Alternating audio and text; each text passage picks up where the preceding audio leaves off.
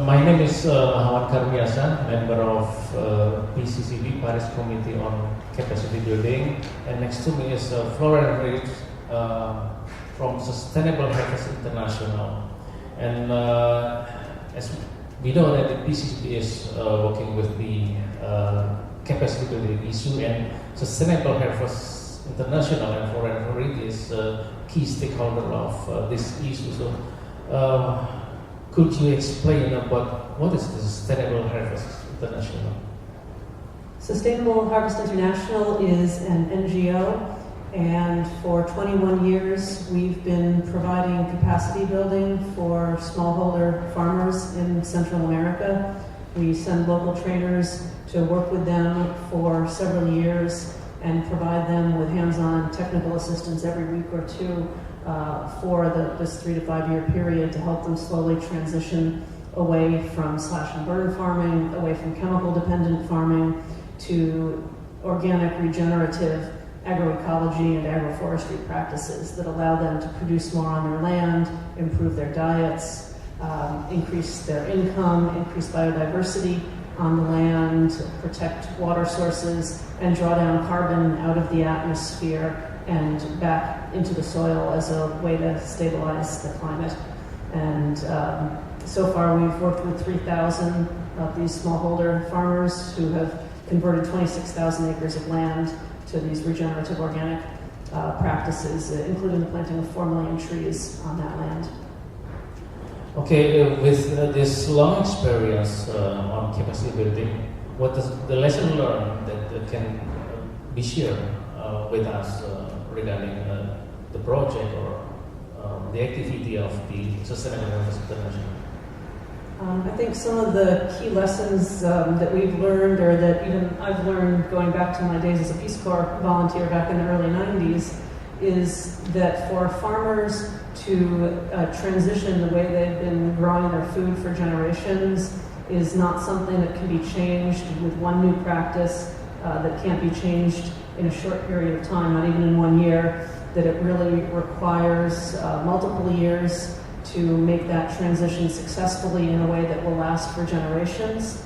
And also that local trainers and farmer-to-farmer training is going to be much more effective than sending in experts who maybe have not lived the reality of a smallholder farmer. And I think those are some of the most important lessons that we've learned, as well as the importance of farmers being able to grow food for themselves and not only thinking about outside markets, export markets, because most of the people going hungry in the world are actually smallholder farmers. And for me, that's one of the biggest crimes in our world, is that farmers can't feed themselves well. And so we've learned that it's important to focus first on making sure the farmers can produce a healthy diet for themselves, and then secondarily grow crops to improve their income. I'm sure that the organization are also facing many challenges. So, can you explain what is challenges in your organization? Well, we face many of the challenges that most organizations, especially small organizations, face. Of course, limited resources being one of the big ones. But I think for us, the biggest challenge that we're facing now, at least the one I think about the most, is feeling like we've been very successful with 3,000 smallholder farmers, and feeling that what we have to offer could really benefit most of the 500 million smallholder farmers in the world, benefit them and benefit our planet.